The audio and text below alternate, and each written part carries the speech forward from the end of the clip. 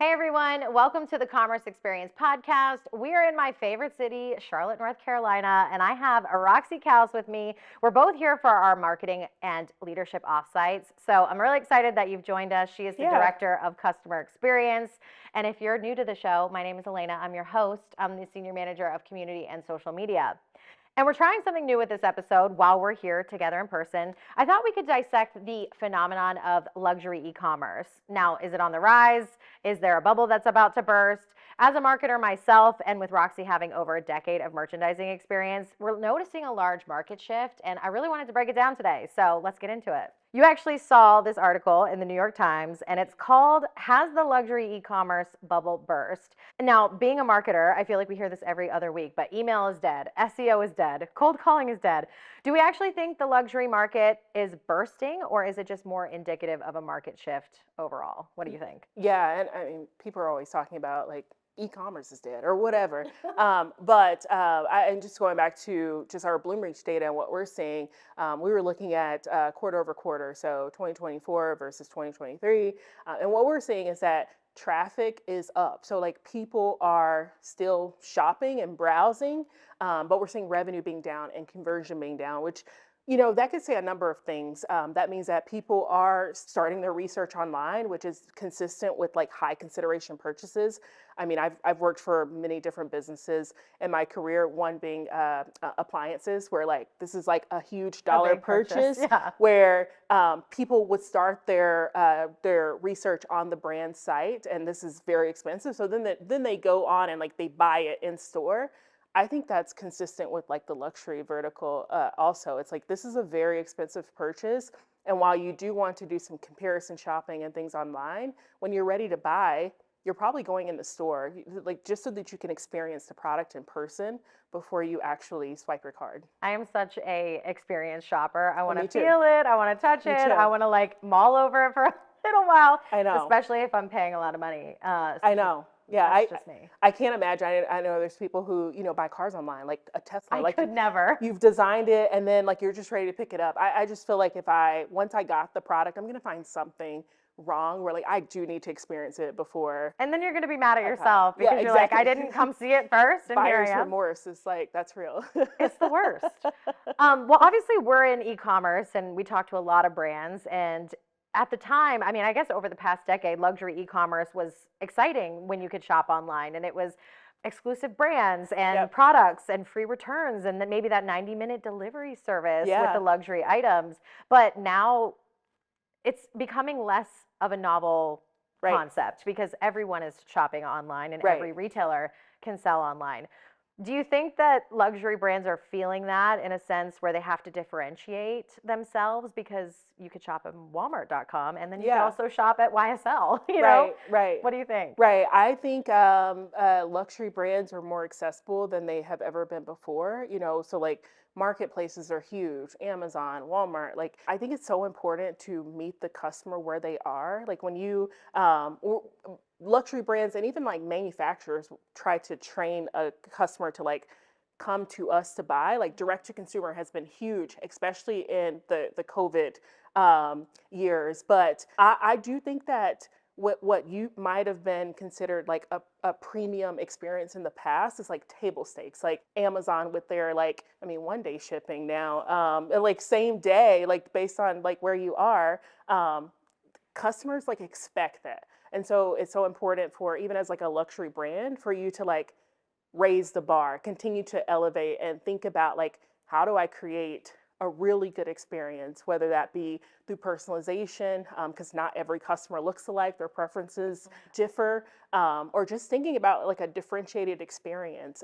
Just because one brand is doing it doesn't mean that you have to, but it does mean that like you should understand your customer, where they're shopping, and how you can meet them where they are. And I think that's important. I think that's why, and during my research of this, and we wanted to talk about some headlines and just kind of get our commentary and see what we think. But Yeah. I've been seeing a lot of luxury brands partner with department stores. Yeah. And I feel like post-COVID, or maybe pre-COVID, department stores were kind of like no one was shopping at them because everybody was at home. Yeah. And then and online was big. But then when we came back to real world, it was like, oh no, I need to go in store. Yeah. So I've been seeing some collabs where it's like we're partnering with department stores, like you can get our products there too. Yeah. But maybe we can create this experience. And Christy and I talked about this on our last episode for the Commerce Experience Summit, where brands are making a real effort to bring you out and to show you that their product is luxurious and something worth buying, especially if you're spending a lot of money on it. Right. So yeah. I guess, have you seen any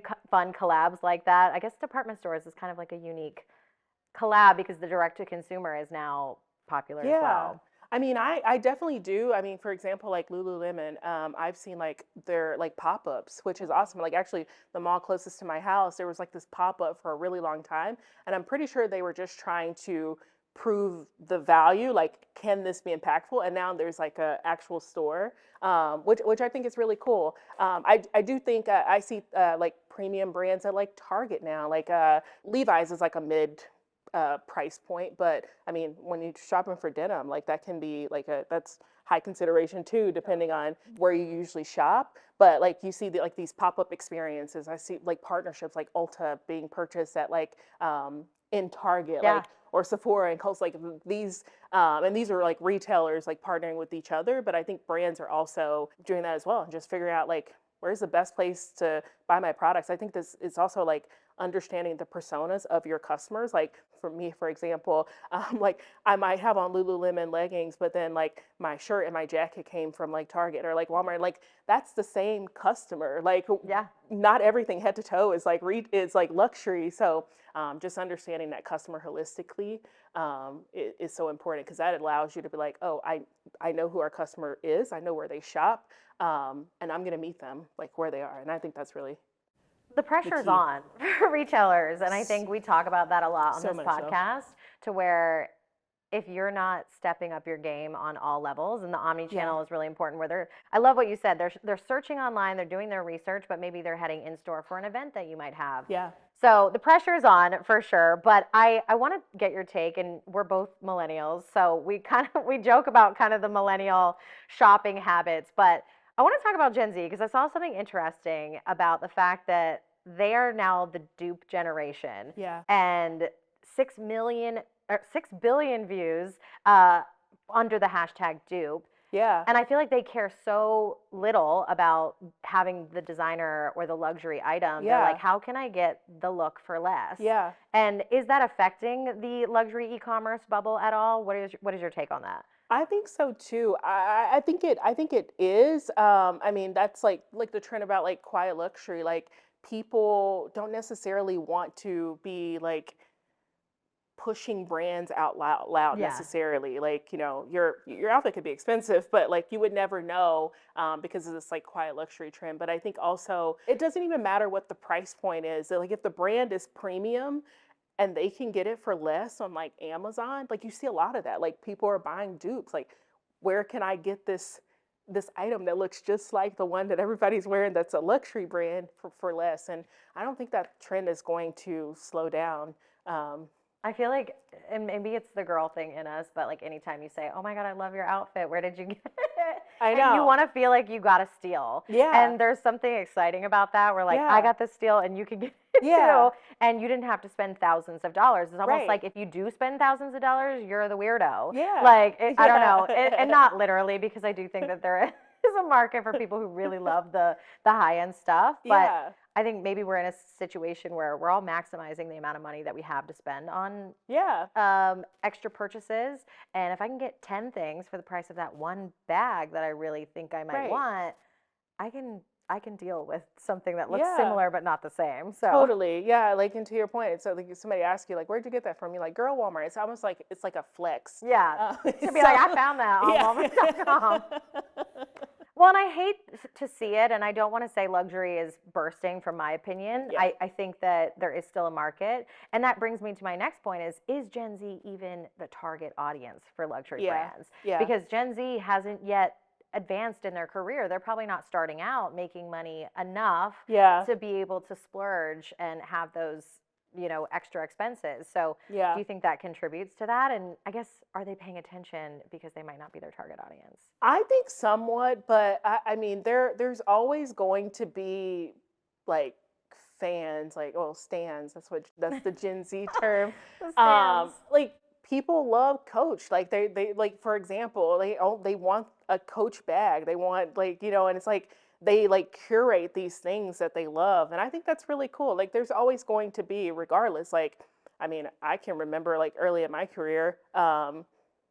Buying expensive things that I didn't have, like, necessarily, like True. spending my whole paycheck on, like, this thing that I wanted.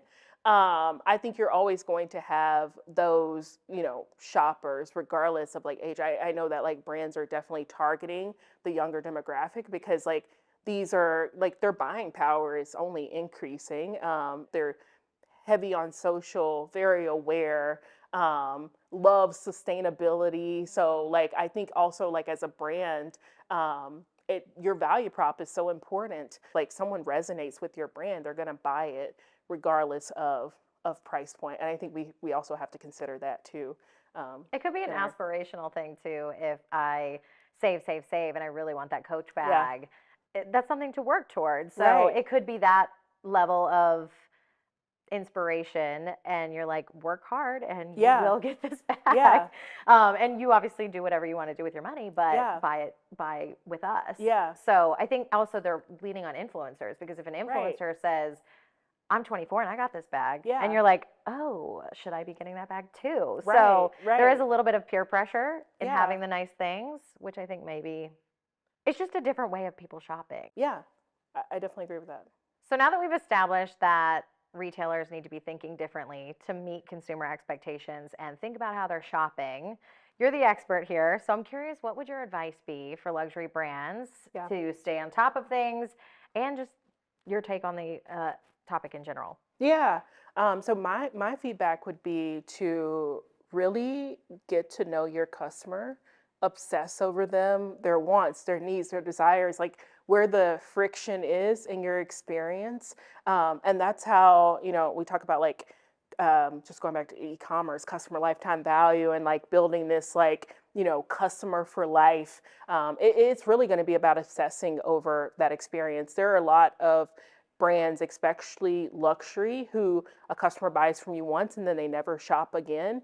And you want them to come back. You want them to continue to buy from you and keep you top of mind when they are in the market for a luxury, item or experience, something that you can provide them, service.